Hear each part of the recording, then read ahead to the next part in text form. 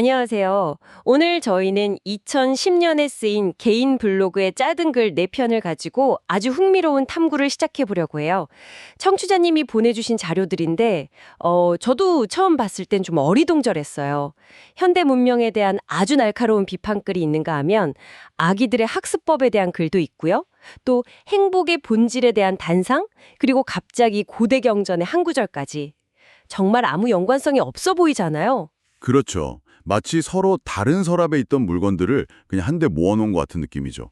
하지만 이 네 가지 조각들을 잘 맞춰보면 정말 놀랍고 때로는 약간 소름 돋는 하나의 그림이 완성돼요. 바로 우리가 사는 이 사회가 어떻게 우리의 생각과 욕망을 설계하는지, 그리고 그 설계도 안에서 우리는 왜 행복을 느끼기 어려운지, 또 그 설계도에서 벗어날 수 있는 비상구는 과연 어디에 있는지에 대한 그런 이야기죠. 네.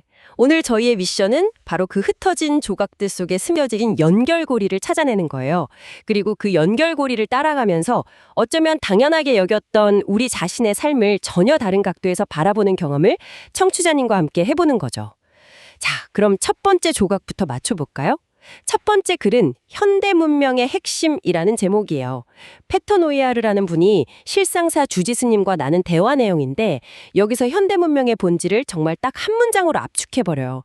인간의 오용락을 자극해서 물질적인 생산을 증대하는 것. 와, 정말 직설적이지 않나요? 군더더기가 하나도 없어요. 여기서 오용락이라는 표현이 아주 핵심적이에요. 보통 불교에서 말하는 5가지 욕망, 그러니까 재물욕, 성욕, 식욕, 명예욕, 수면욕 같은 인간의 가장 원초적인 쾌락을 의미하거든요. 이 글은 현대 문명이라는 이 거대한 시스템의 엔진이 바로 이 오용락을 연료로 삼아서 돌아가고 있다, 이렇게 말하는 거예요. 끊임없이 우리한테 더 원하라, 더 즐겨라, 더 소유하라고 속삭이는 거죠. 듣고 보니 정말 그런 것 같아요. 단순히 물건을 파는 걸 넘어서 이제는 경험까지도 그렇게 파는 시대잖아요. 남들은 다 가보는 해외 휴양지, 인생샷을 남겨야만 하는 예쁜 카페, 또 뭐 이걸 안 보면 대화에 낄 수 없는 최신 드라마, 이런 것들도 어떻게 보면 우리의 명예욕이나 남에게 인정받고 싶은 욕구를 자극해서 소비하게 만드는 일종의 현대판 오용락 자극 시스템 아닐까요? 아주 정확한 지적이에요. 욕망의 대상이 물질에서 경험, 관계, 심지어는 좋아요 같은 사회적 인정으로까지 확장된 거죠. 그런데 이 글이 지적하는 진짜 문제는 그 다음 구절에 나와요. 그렇게 과잉 생산된 물질적 잉여는 오히려 인간을 소외시키고 상품화했다는 부분이죠. 풍요로워질수록 역설적으로 인간은 더 소외된다는 거예요. 그게 좀 이상하게 들리기도 해요. 아니, 그런 욕망이 있었기 때문에 기술이 발전하고 혁신이 일어나서 우리 삶이 이렇게 편해진 긍정적인 측면도 분명히 있잖아요. 스마트폰도 그렇고 빠른 배송 시스템도 그렇고요. 물론이죠. 그 점을 부정할 수는 없어요. 하지만 이 글의 관점은 그 편리함의 대가로 우리가 무엇을 잃어버렸는지를 보자는 거예요. 바로 인간의 목적성이죠. 사람이 사람 그 자체로 존중받는 게 아니라 무언가를 생산하고 소비하는 능력, 즉 한 사람의 가치가 그의 소유물이나 소셜미디어 팔로워 수, 그가 소비하는 브랜드로 평가받는 상품이 되어버렸다는 비판이에요. 아, 마치 사람에게 가격표가 붙는 것처럼요. 여기서부터 비극이 시작되는 거죠. 사람에게 가격표가 붙는다는 표현이 확 와닿네요. 결국 이 시스템 안에서는 끊임없이 내 가치를 증명하기 위해 무언가를 더 소유하고 더 소비해야만 하는 거군요. 그런데 그렇게 해서 과연 우리가 행복해질까요? 이게 바로 두 번째 글로 자연스럽게 연결되는 지점 같아요. 기대 수준과 행복이라는 글이죠. 맞아요. 첫 번째 글이 우리가 사는 세상의 운영체제를 설명했다면 두 번째 글은 그 운영체제 안에서 돌아가는 행복이라는 앱이 어떻게 작동하는지 보여줘요. 글의 첫 문장이 모든 걸 말해주죠. 행복은 각자의 기대 수준에서 비롯되는 상대적인 것이다. 이 문장이 앞서 얘기한 욕망 자극 시스템과 만나니까 정말 무서운 말이 되네요. 시스템은 계속해서 우리의 기대 수준을 강제로 끌어올리잖아요. 인스타그램만 열어봐도 나보다 훨씬 멋진 곳에서 훨씬 멋진 삶을 사는 사람들이 넘쳐나니까요. 내 현실은 그대로인데 눈높이, 즉 기대 수준만 계속 올라가는 거예요. 바로 그게 행복 앱의 치명적인 버그죠. 이 글에 표한 대로 현재의 조건에 따라 기대 수준은 다르고 또한 변한다는 거예요. 예를 들어보죠. 월급이 올라서 그렇게 원하던 차를 샀다고 해봐요. 한두 달은 정말 세상을 다 가진 것처럼 행복하겠죠. 하지만 곧 그 차는 익숙해지고 도로에서는 내 차보다 훨씬 좋은 차들이 보이기 시작해요. 그럼 내 기대 수준, 즉 행복의 기준점은 이미 다음 단계의 차로 옮겨가 버린 거예요. 아, 결국 나는 더 많은 돈을 벌었음에도 불구하고 행복감은 다시 원점으로 돌아오거나 오히려 불행하다고 느끼게 되는 거죠. 그게 바로 만족할 수 없는 쳇바퀴군요. 얼마 전에 본 글이 생각나는데 연봉이 특정 수준을 넘어가면 그 이상부터는 돈이 행복에 거의 영향을 미치지 못한다는 연구 결과였어요. 이 글의 논리대로라면 너무 당연한 결과네요. 버는 만큼 기대 수준도 같이 올라가 버리니까요. 그래서 이 글의 마지막 문장이 더 큰 울림을 주는 것 같아요. 만족보다 더한 부자와 조건은 없다. 그 문장은 단순히 작은 것에 만족하며 살자는 교훈을 넘어서요.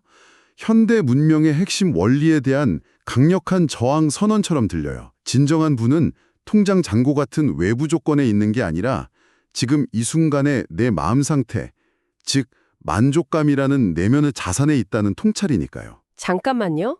그럼 한번 정리해 볼게요. 우리가 사는 문명은 우리의 욕망을 끊임없이 부추겨서 뭔가를 계속 소비하게 만드는 시스템이고 그 안에서 우리의 기대 수준은 계속 올라가니까 정작 행복을 느끼기는 점점 더 어려워진다는 거잖아요. 네, 그렇죠. 그런데 이게 참 이상해요. 모두가 이 불행해지는 경주에 참여하고 있다는 걸 어렴풋이 알면서도 왜 아무도 이 쳇바퀴에서 내려오지 않는 걸까요? 애초에 누가 우리에게 이렇게 달리라고 가르쳐 준 거죠?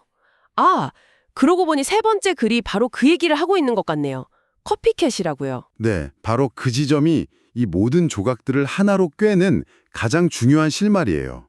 앞선 두 글이 무엇과 왜에 대한 이야기였다면 이 세 번째 글은 어떻게 우리가 이 시스템의 일부가 되는지를 설명해 주죠. 글은 이렇게 시작해요.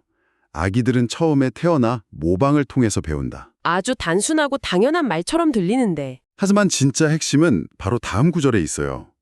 그것이 올바른가 올바르지 않은가에 대한 판단 없이 그냥 모방하여 배우게 된다.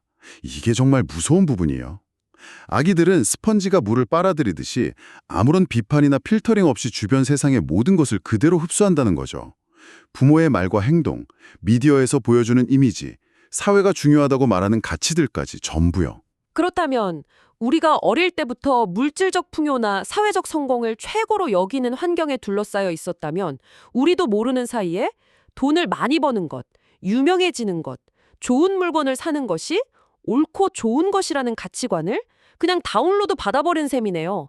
누구도 우리에게 그렇게 살라고 강요하지 않았는데도요. 정확해요. 그래서 글의 마지막 문장이 이렇게 결론 내리죠. 그 모방하여 학습한 것은 그의 습관이나 가치관 형성의 바탕이 된다. 우리가 성인이 되어서도 무의식적으로 더 좋은 차, 더 넓은 집을 욕망하는 이유는 어쩌면 아주 어릴 때부터 그런 삶이 성공한 삶이라는 사회 전체의 암묵적인 메시지를 비판 없이 모방하고 학습한 결과물일 수 있다는 거예요. 와, 사회 전체가 거대한 따라하기 무대인 셈이죠. 와, 정말 소름 돋는 연결인데요. 현대 문명이라는 거대한 욕망의 쳇바퀴가 굴러갈 수 있는 근본적인 동력이 바로 어릴 때부터 시작되는 이 무의식적인 모방학습에 있었다는 거잖아요. 우리는 스스로 선택해서 경주에 참여했다고 생각했는데 사실은 태어날 때부터 이미 트랙 위에 올려져 있었던 거네요. 그럼 이 트랙에서 벗어날 방법은 아예 없는 걸까요? 정말 이대로 살아갈 수밖에 없는 건지 너무 암울하게 느껴지는데요. 그래서 청취자님이 보내주신 네 번째 글, 수타니파타의 구절이 희망의 빛처럼 느껴지는 거예요. 앞선 세 글이 우리가 처한 현실에 대한 냉철한 진단서였다면 이 마지막 구절은 그 진단을 넘어선 하나의 처방전 혹은 대안적인 삶의 지도를 제시하고 있거든요. 이 글은 올바른 길을 가는 사람의 모습을 묘사하고 있죠. 몇 구절만 봐도 지금까지의 이야기와는 완전히 다른 세계라는 게 느껴져요. 예를 들어 좋다, 싫다를 모두 버리고 어디에도 집착하지 않아 란 구절. 이건 정말 정면으로 반대되는 이야기잖아요. 그렇죠. 현대 문명은 좋다는 감정, 즉 쾌락과 욕망을 극대화해서 우리를 움직이게 만드는데 이 구절은 그 좋다는 감정 자체에 매달리지 말라고 말해요.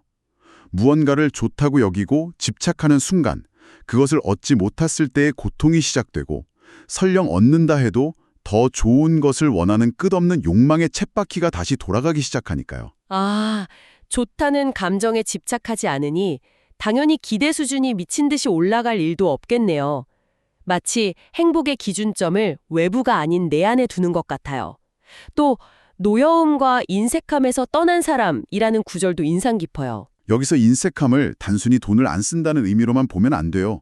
모든 것을 내 것으로 만들고 소유하려는 끝없는 욕망, 즉 현대 문명이 부추기는 바로 그 집착을 의미하는 거죠. 그 소유욕에 벗어날 때 비로소 이 글의 마지막 표현처럼 모든 속박으로부터 활활 날아가 버린 사람, 즉 진정으로 자유로운 사람이 될 수 있다는 메시지를 던져요. 결국 물질적인 풍요라는 외부 조건에서 행복을 찾는 게 아니라 내 마음의 상태, 즉 집착을 내려놓는 내면의 변화를 통해 진정한 자유와 평화를 찾으라는 이야기로 들리네요. 앞선 글들이 보여준 거대한 시스템에 맞서는 개인의 유일한 저항 방식은 그 시스템이 강요하는 가치관 자체를 내 안에서부터 거부하는 것일지도 모르겠어요. 맞아요. 외부 시스템을 당장 바꾸는 건 불가능에 가깝지만 그 시스템에 반응하는 내 마음의 운영체제를 바꾸는 건 개인의 선택 영역 안에 있으니까요. 소유를 통해 나를 증명하려는 삶이 아니라 내 존재 자체로 만족하는 삶의 가능성을 보여주는 거죠. 오늘 정말 4편의 짧은 글을 가지고 깊은 얘기를 나눠봤네요. 현대 문명이라는 거대한 욕망의 발전소 안에서 만족을 잊은 채 끝없이 무언가를 모방하며 달려가는 우리의 모습을 발견할 수 있었어요. 그리고 그 쳇바퀴의 동력이 아주 어릴 적 시작된 판단 없는 따라하기에 있었다는 사실은 꽤 충격적이었고요. 하지만 동시에 우리는 다른 길을 선택할 수도 있다는 중요한 가능성 또한 봤어요. 외부 조건에 따라 시시각각 변하는 상대적인 행복이 아니라 내면의 집착을 내려놓음으로써 얻는 절대적인 자유를 추구하는 길이죠. 물론 쉽진 않겠지만 그런 길이 있다는 것을 아는 것만으로도 큰 위안이 되지 않나요? 네, 맞아요. 카피캣에 대한 글에서 우리는 어릴 때 판단 없이 모방하며 배운다고 했잖아요.